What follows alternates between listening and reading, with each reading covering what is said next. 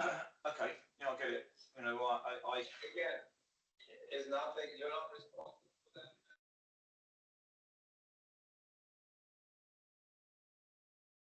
that. Okay, well, good morning, everyone. morning. I think we'll, I'm just going to mute the mics just at the moment, but please switch them on again if you want to speak. Okay, good morning, everyone. Welcome to the Council of Governors meeting. It's quite interesting stuff, although it's a shortish formal meeting, the Audit Committee report, and of course the reports from committees and the executive. And then at the end of this, we've got the Equality and Diversity training, which I would encourage governors to take part in. So just a few comments from me before we get started. The first is, I'm sure you're aware, but just to make sure you're aware, I've been appointed chair of Hampshire Hospitals from the beginning of January next year, although I'll be continuing as chair of Berkshire Healthcare probably until early summer to enable the succession process to take place to make sure it's all smooth. So just in case you didn't know, that's the position that we're in. Okay, Julie, apologies. Yeah, we've got apologies from Michael Karim, Tom O'Kane, Deborah Alcock-Tyler and Sarah Croxford. Thank you very much. Declarations of interest. Okay. Minutes of the last meeting. Any corrections, please? It's the 25th of September meeting. No? Okay. In which case, thank you very much.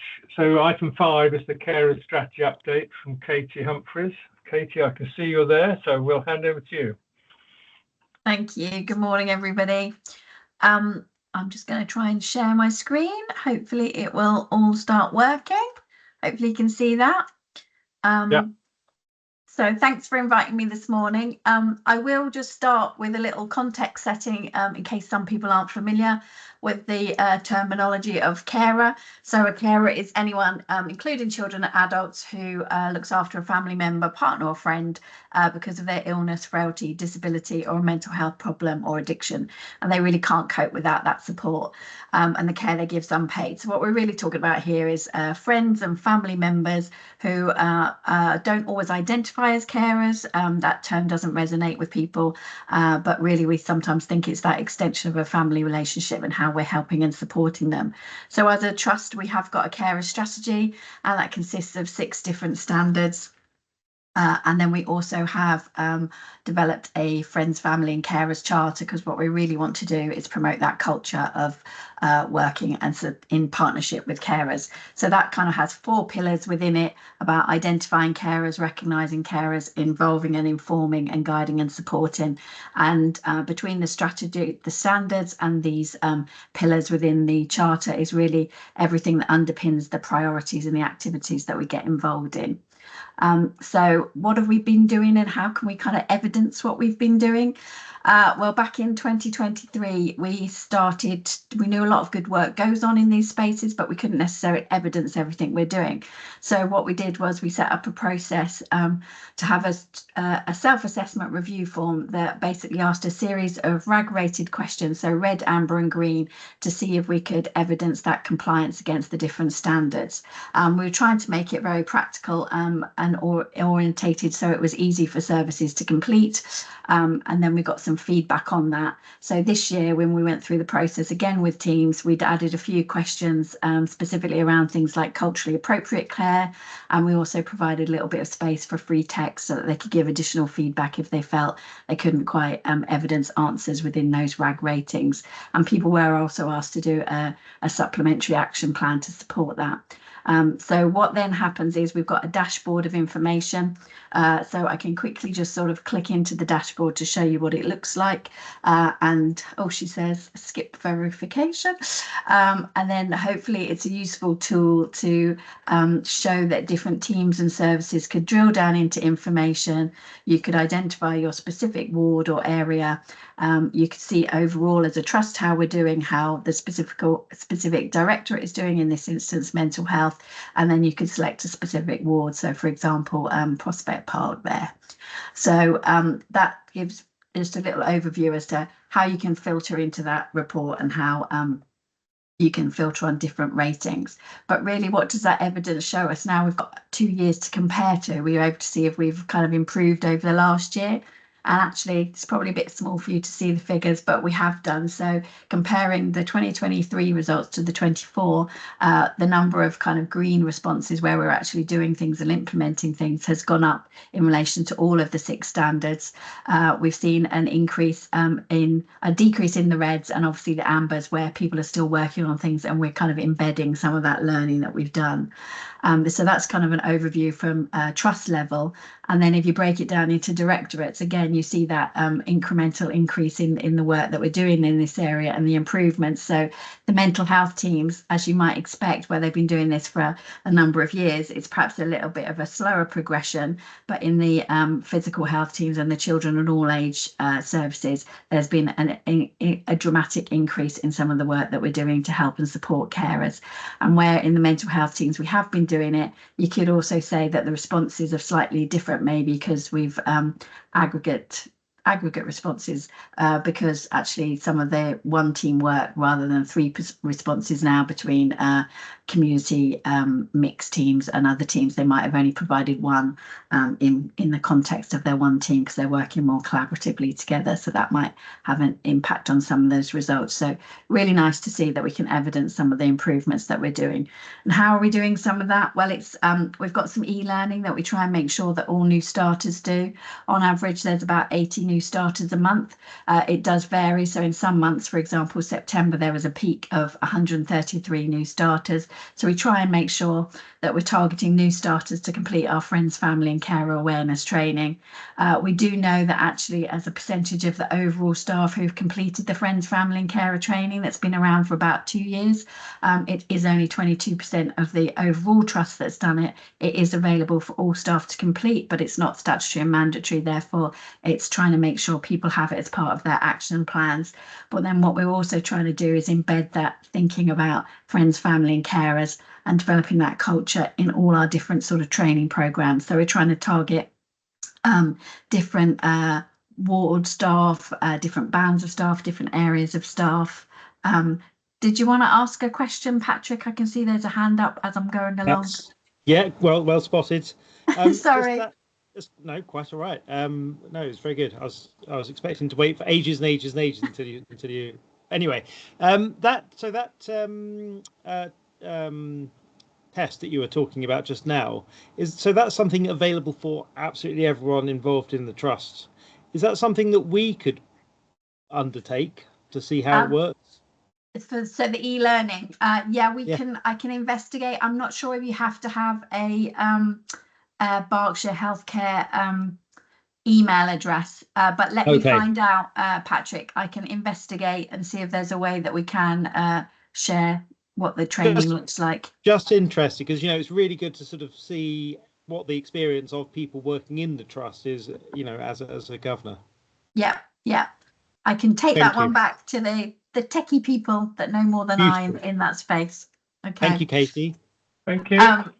So what we've also tried to do is make sure that it is also not just training that is e-learning, because we know that's not everybody's preferred learning style as well. So we've tried to do things like in the middle there, this is a bit of a busy slide, sorry. There's what we're calling a 10-minute turbo boost. So that's something that's been introduced at Prospect Park, where if you actually go into the settings where you've got 10 minutes, staff can actually give up 10 minutes of their time when they might be having a team meeting or things, and you can go and do a session. So I've done a session on friends, family and carers in that environment. Other areas where we include it is things like the student nurse and preceptorship training programs, because if we make sure that new registered professionals coming through actually see engagement and involvement with friends, family and carers as part of their business as usual from day one, then hopefully we're embedding that culture in the future workforce as well. So we're trying to include it in different levels and different aspects. And in December, we're going to be having a session with the new manager support network as well to try and embed some of their principles of how we might support our staff who are working carers, but actually then that can translate into raising that awareness about carers in more general terms across different services. So we're trying to, all different levels, get those messages across and trying to help with that kind of cultural change. So part of the work we do is both collaborating and engaging internally with different teams, but also externally with ICS partners. So I link in with all the 6 local authorities and sit on their various, they've got lots of different names, be it steering groups or partnership boards. We've been involved with the carer strategies across Bracknell, West Berks and Reading that are being refreshed and updated this year, and where they've already refreshed them recently in Wokingham and Slough. Then I sit on the working groups and action plans for those as well, and ditto for the other localities as well. So when we're engaging in those processes, we're being able to consult with carers, we're getting access to their consultation data, so that will help and inform our future strategies as well in this area. And then we try and engage and make sure that carer perspective is included in various other projects that the trust is doing internally. So things like health inequalities, because we know that the mental health and physical health of carers is actually having a huge impact and potentially could be seen as a social detriment of health as well. And thinking about things like the patient and carer race equality framework, how we're engaging with different communities and getting feedback from different carers whose voices we might not always hear. So in an example of how we tried to do that was in Carers Week. We did go out and about with the different local authorities and voluntary sector partners. So we went across each of we took the health bus out, offered health checkups for people. Madeline's making an appearance down there with me, so we were joined by lots of people on the tour around with the health bus and got quite a bit of engagement from people. And then also internally, when it was Carers Week, we used that opportunity to have an online event, a celebration event, which was attended by over 100 staff, and they heard the stories from 4 different services, trying to share what they've been doing and how they think about engaging and involving carers, just to give people different perspectives on the different teams that could do that. And we also want to support our working carers, so we have a working carers network, and we had an event that week because carers leave was obviously quite new, so we had someone from HR come in and explaining our new carers leave. Well, it sits within our special leave policy, but how they might be able to access that support.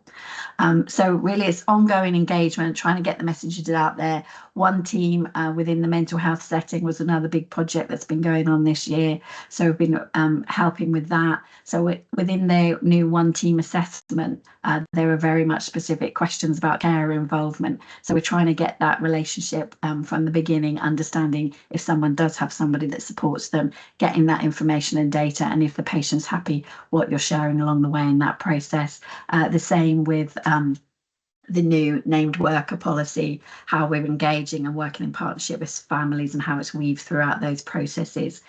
So when they've recently updated the risk assessment and safety plan, we really want it to be much more a meaningful conversation rather than a list of questions, and making sure that where appropriate, collaborating with friends, family and carers in creating that safety plan, especially if they're mentioned within it. So we're making sure that we're getting that voice and carer perspective in lots of these new processes that are being developed as part of the one team. And also within that, there was several carer engagement events as well, where we got lots of feedback to make sure we were taking things in the right direction. And one of the opportunities we offered carers was to attend the mental health first aider course. So we tried that as a bit of a pilot. It's a 2-day course, so it was a big commitment for carers to undertake, but 11 carers did manage to complete it. So throughout all our strategies and the standards, one of the key themes is that relevant information to carers, making sure that they can be connected and not just signpost to different support if it's support that we might not be providing, but that's provided within the community. So we're constantly trying to develop resources. We've created a carers handbook, which we had some printed.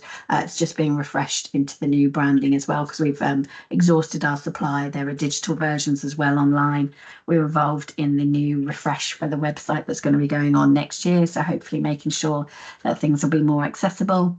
And then we've tried to look at any kind of complaints and incidents as well, and identify any themes within that, and then address things accordingly. So as you can imagine, a lot of the time communication comes up as a big issue between people as parcel of those things. So anything that we can do to improve and educate staff about having more positive interactions. We also are part of the Triangle of Care, so I attend national and regional meetings in relation to that, and we have an annual return that we have to submit once a year, and the self-assessment process that I explained earlier helps inform most of that submission. We also earlier in the year applied for Carers UK Carer Confident, which is from an employer's perspective. We went in straight at level 2 accomplished and got a Carer Confident award. So really it's a kind of benchmarking scheme that should maybe see us as a trust who have a heightened reputation about being an employer of choice for carer, and hopefully that will help some of the recruitment and retention and wellbeing initiatives that the trust puts forward. One of the other things we know is that recording carer information is often a challenge for people in teams and services, so we try to adapt some of the way that people can on our system, which is called Rio, outcome appointments, so that we'll be able to report better on the carer interactions. But also we were trying to look about how we can use intelligent automation as opposed to artificial intelligence to help with some of these things and administrative processes. So currently it takes about 10 minutes for someone to add someone as a main carer onto the Rio system, but we're looking to see if maybe we could have what they call a robot to do it automatically. So we were trying to test the waters with that within our older people's mental health teams in Wokingham and the early intervention in psychosis team, because if it worked for those teams, it's something that we could spread across the board.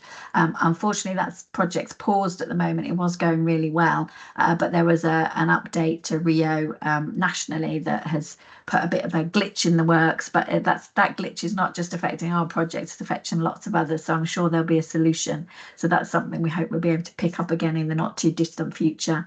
And then also we are having what we're calling a friends, family and carer passport, so to make sure as part of that listening and respecting and hearing the carer voice and getting information from them that might be able to help and support us looking after their cared for person, is capturing that data on our Rio system.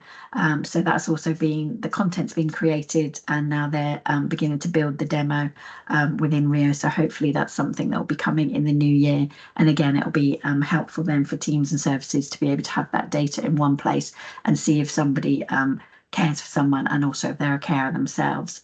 Another area that we had been hoping to develop was a carers program on Silver Cloud, which is the platform that hosts some of our talking therapies programs, but due to capacity issues, that hasn't developed quite as far as we want to, but it is beginning to take shape now. So hopefully that's something else that throughout the beginning of next year will take a bit of a stronger form. And then we're constantly trying to recruit carer champions in the different teams, because we really want to make these incremental changes to cultures and behaviours and encourage that ongoing engagement, involvement. So we've got about 25 carer champions so far. The numbers are rising, and then we're thinking about how we can make them more bespoke in different areas. So somewhere like Prospect Park, where the carer champions might have some specific asks, and how we can maybe develop some training and support for them to be more to have more of an impact. So at the moment we do have a monthly carer champion cuppa and catch up session where we try and give each other peer support, share that learning and good practice, and try and pinch with prides and discuss any challenges or concern. And it's from that we get some ideas for how we take things forward. So in relation to next steps, if we're thinking about our pillars linked to our charter and our standards, we would need to update and refresh our carer strategy, because it's been around for a few years now, but we really want to embed what we've done so far and build upon what we've done so far. We want to encourage the identifying of carers, and making sure that we're introducing enhanced carer reporting and recording on Rio, that we're recognising carers, so we're continuing to develop meaningful information for carers, and that links to our standards 2 and 4, and that we're informing and involving, so really trying to think about gathering that carer feedback, engaging with diverse communities, thinking how we're going to develop the patient and carer reform framework, and then guiding and supporting how we're continuing to develop those relationships locally with ICS partners, so some of the messaging and services that carers can access are a little bit more consistent and joined up, because we know that that's something else that people find frustrating. So Patrick, another question? Yes, sorry, lots of questions. so that carer strategy, we've just published our own carer strategy in West Berkshire. Yeah. How will you be taking account of those and looking at those and trying to sort of incorporate them so that they reflect each other? Because Absolutely. it seems like such a great idea to set out actually what you want to do with how you want to support carers and how valued they are. But it needs to be sort of consistent across the whole area. 100%. I'm just going to stop sharing for a second and then move you over so I can look at you properly. Yes, so I've been linking in with Hannah and helped with that West Berkshire strategy. So 100%. So basically, I'm not going to say all of them, but a significant number of each of the local authorities pretty much have 6 priorities, 6 standards, whatever you call them, and they very much align. So when I refresh the strategy, we'll be trying to think about how we do that. Obviously, there might be some nuanced bits in the local authority ones, maybe in relation to respite or something like that, which isn't in our kind of portfolio. But yeah, the themes of how we can identify, how we can register, how we can share that information certainly is some things that we're all trying to work on together so that we've got key themes and that the messages are aligned and not confusing to people. Yeah, good. Thank you very much. Hilary. Yes, thank you ever so much. I mean, my question actually relates slightly to the patients, because we've got this wonderful carer strategy, and I have to tell you, I can speak from a carer's point of view, not at the moment, but from a little while ago, and it was always extremely difficult. But the idea of keeping the patient happy is something that's really important. So I just wondered whether or not you've got any identified data which says that our carers strategy specifically not just supports and helps carers, but in fact supports and helps patients as well. So any of this wouldn't be done without the patients, the first port of call. You would only be able to add someone as their main carer or recognised carer, all those things, if the patient has agreed to it in the first place. So it's totally driven by the patient as to how much involvement they want their loved one, family member, friend, or whoever to have. So yeah, it's driven by them. If they choose not to have anybody involved, then and that's their preferred, that supports their well-being in a different way, then yeah, they're definitely the center of the epitaph. Okay. Can I just come back on that? Because I understand, I know absolutely that it's really important, the relationship and everything, but I'm looking actually at the patient as well. And does having this wonderful carer strategy and all the work that we're doing around the carers actually materially improve patient outcomes? I suppose that's one way of doing it. And have you got the data to show that? Yeah, they would. So the principle of the triangle of care is and all the recovery elements of some of the therapeutic engagement that you would then have with kind of whole family approaches to things. Certainly evidence is that if you have the patient, the carer and the healthcare professional working together, there is data to support that it's that the outcomes are better for both the patient and the person that's supporting and looking after them. I don't have anything specifically here, but I can certainly go and get the various bits of documentation, kind of Carers UK stats or other places where it does evidence all of that. And then locally, obviously, things like the Hope Recovery College that we operate in Slough, that's their bread and butter of how they want you to work together and think about that recovery journey, so that hopefully it means that people aren't coming back into hospital settings. So yeah, it does exist. And if you would like, I can find some bits and share with Julie to share. Thank you very much indeed. Thank you. Thank you, Hilary. Fiona. Thank you, Katie, really helpful. I wonder whether there's an opportunity, maybe not for now, but in your forward plan to kind of look at some additional, now that we've got the general carers piece in place, whether to look at maybe some specific help and support for carers looking after particular cohorts. I'm thinking particularly around people with dementia, people around learning disabilities, who definitely have a very different and a very varied view in terms of how they cope from particularly I'm thinking of people with dementia from the start of their journey as a carer to the end of their journey as a carer. So I wonder whether there might be some consideration in the future for some specialist support and training, which could be around your kind of talking therapies, but maybe a little bit more expert. Yeah. So they're currently looking, I didn't mention it here, but the older people's mental health team, there is a review of that pathway in the memory clinics at the moment. And as part and parcel of that, they are considering that engagement and the specifics from the specialty element of the older population and the older adult services, what they might need and what the carers might need. So yeah, it's something that we're thinking about. Okay, Great, Ros, thanks. last question, Ros. Okay, just a quick one. Thanks, Katie. That's great to see the progress that's being made. With regard to the self-assessment, self-assessment is great and it gives people an opportunity to review their services and work out what their current position.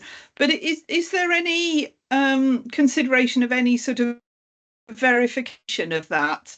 You know, maybe something like a peer review across boards or something to get an outside perspective on it as well as the self-assessment. I think that's something I'd like to think about in time, Ros. I think what we're trying to do is just ingrain that the ideas and the culture at the moment, and then once we've got 1 or 2 years under our belt, I think that as part of the refresh strategy, that's certainly something that we could include as part of it for future development. I think so. That's what I'd kind of see as the next one of the next kind of year 3. Then we might have that peer review element in there as well. So yeah, I shall certainly take that on board as something to think about and include in the future strategy. Thank you. Okay, thanks. Thanks so much, Katie. Thank you very much indeed. Very clear and important presentation. Good luck. Thank you. Thank you. We now need to move on to the agenda to item 6, which is the Audit Committee Annual Report to the Council of Governors. This is a formal report from the Chair of the Audit Committee, and Rajiv is online. So Rajiv, just some highlights, please, and we'll take questions then. Thank you, Martin. Good morning, everyone. Yes, so Julie has put together an excellent report of the work that's been brought to the Audit Committee over the last 12 months. It starts on page 12 of the pack. I won't talk through the report or read through it, but maybe just call out a few things. Firstly, mainly for the newer governors, I would refer you to page 27, which talks about the terms of reference of the Audit Committee. And in particular, the main objective being to conclude upon the adequacy and effectiveness of the internal control systems for the Trust. And I think in that respect, the Audit Subcommittee dovetails very nicely with the FIP Subcommittee, because once we've concluded that the internal controls are working and the accounts can be relied upon, then we can obviously use those in the work that the FIP Subcommittee do and talk about investments and performance of the Trust itself. I'm joined on the subcommittee by 2 of my fellow NEDs, Naomi and Mark, who've been an excellent support for the whole year, so thank you for that. And there are 3 members of the executive team who are standing members of the audit subcommittee as well, namely Paul, Debbie and Minu, and the work that they provide to the subcommittee and their teams provide is invaluable. So I thank those members of the team as well. And finally, I would just call out that the 3 main agencies that we use to provide support to the committee are RSM, who give us.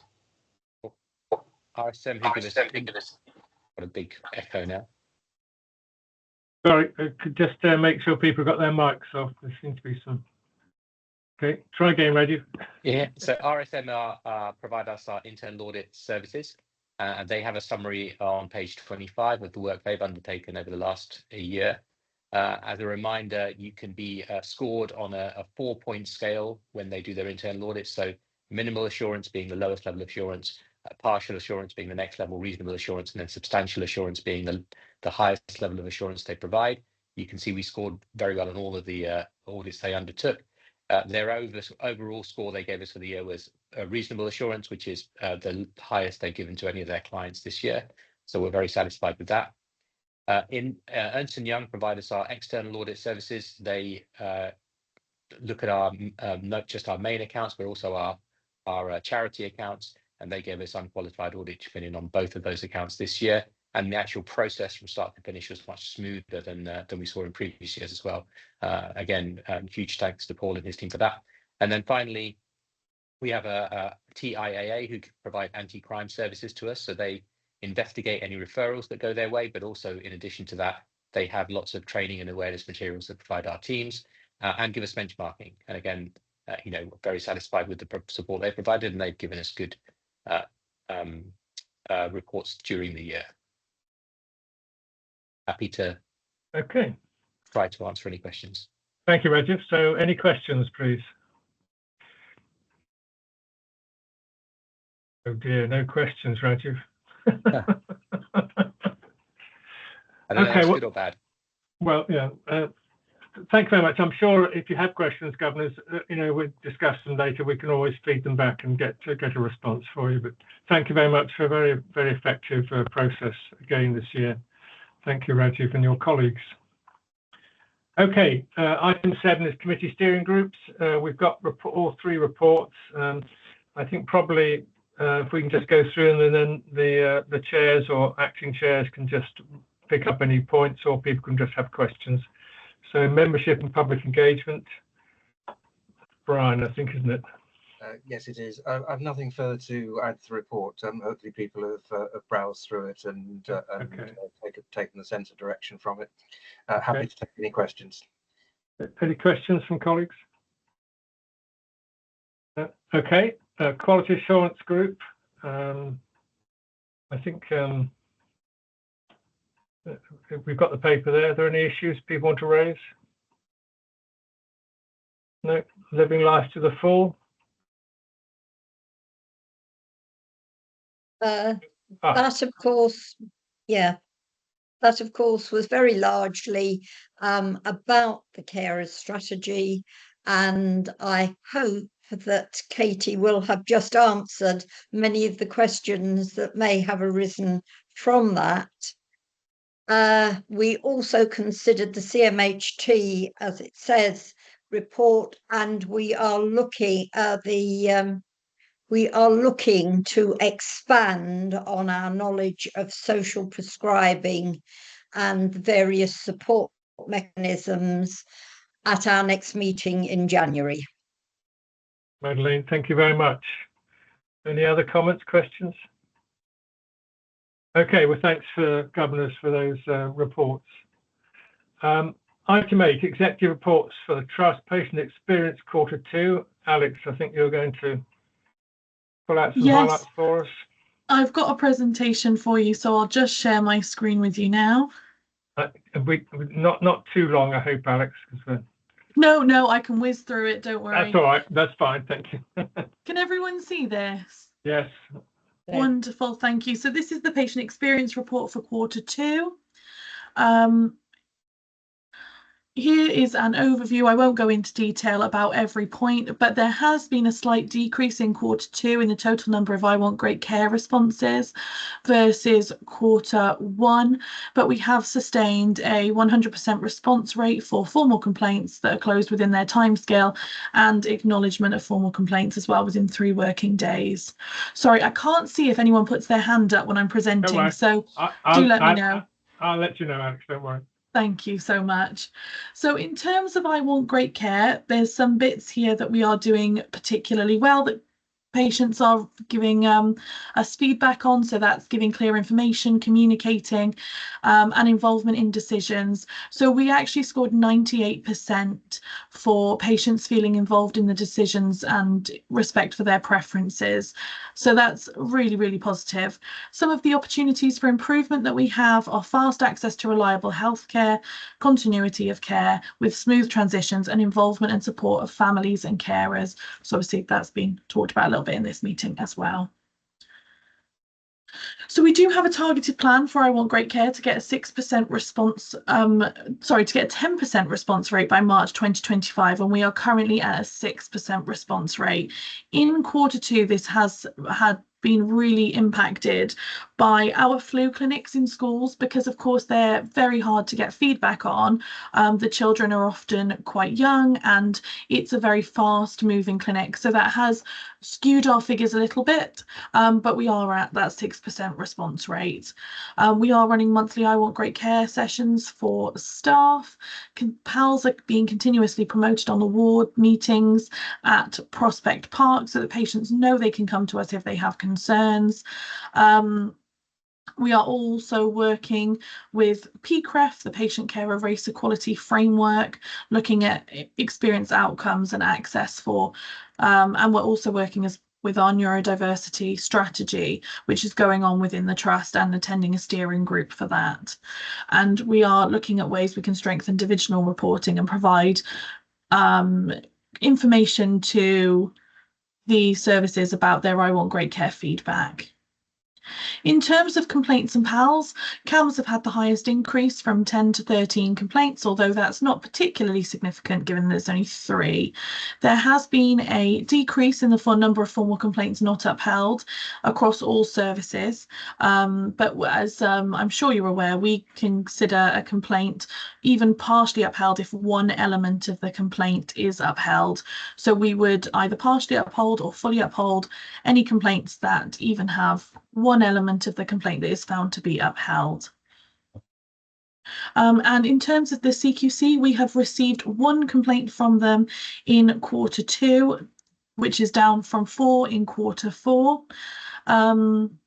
And the complaints that we are receiving are primarily in relation to waiting times, specifically in relation to the ADHD service. And in terms of our PALS work that's ongoing, we are also linking in with the NHSE experience of care colleagues and signposting as part of this. So it's a meeting, there's a regional happening and that we are going to be taking part in. In terms of the Parliamentary Health Service Ombudsman, we have not had any new cases decided to investigate. However, we do have 2 that remain open. And you can see here the figures for PALS. So they're in Q2, they've received 659 contacts that were about our trust and 378 that were not. We are working with our colleagues at the Royal Berkshire Hospital to try and decrease the amount of traffic that we're getting that relates to their service, because you can see obviously that's a huge amount of contacts that are not about our trust. In terms of other activity, we have our lived experience workforce programme going ahead, and the LEAPS, which is a support programme for our lived experience staff, is going live in April 2024. 15 Steps had 15 visits in Q2, and the schedule is being finalised for next year, so we will get those booked in so that anyone can join if they wish to. Place visits have been going well with good engagement from governors, volunteers and Health Watch organisations. So I don't know if some of you have been involved in that. And we've also had with the governors, with 2 governors as well, an unreasonably persistent complaints panel took place. This was very positive, and we were able to review people who have been decided are unreasonably persistent complainants, and therefore look to whether we're taking them off of that list or not. And that's everything from me. Alex, thank you very much. Questions. We've got to a Guy.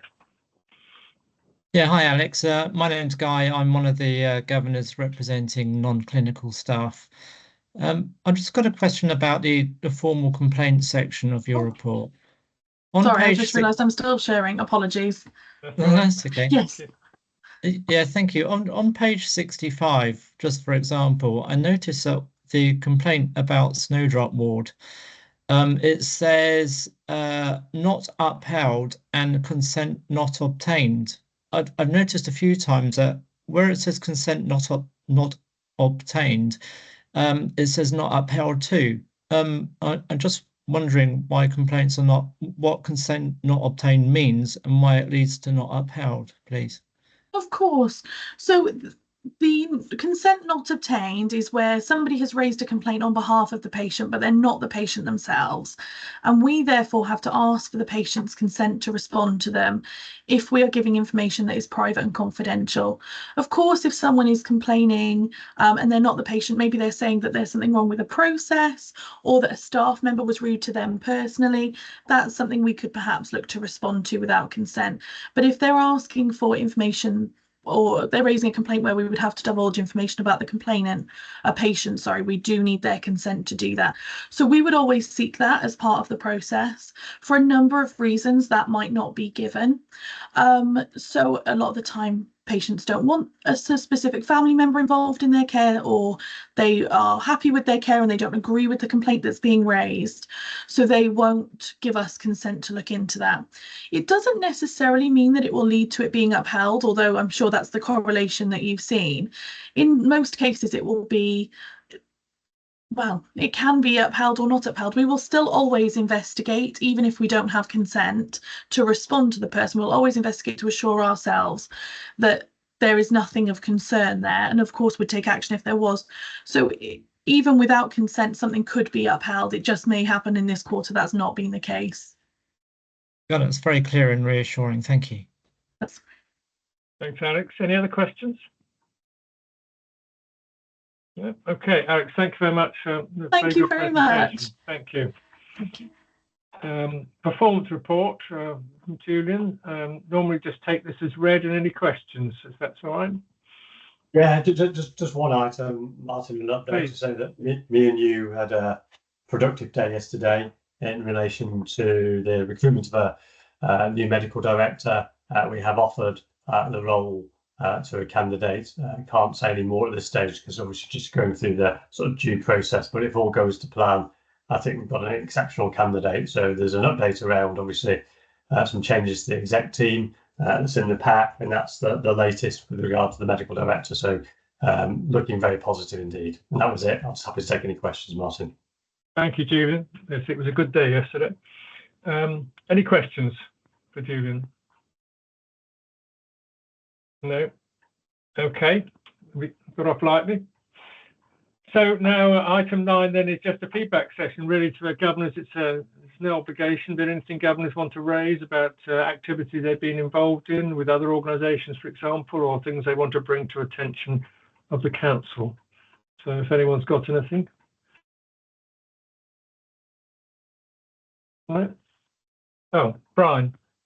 Yeah, just briefly, recently launched in Berkshire East, there is now a Frimley VCSE Alliance. I go to the meetings and the subgroup meetings on behalf of Sandhurst Charities, but I have to say that it's immensely valuable to the role of the governor to be in those discussions. It's informative and useful. Thanks so much, Brian. I think the developing VCSE thing is going to be important, isn't it, across the systems? There's nothing else. Just any other business now? Anything else people want to raise? Okay. The next meeting, we've got the 12th of February 25, Government Development Day, provided by NHS Provider.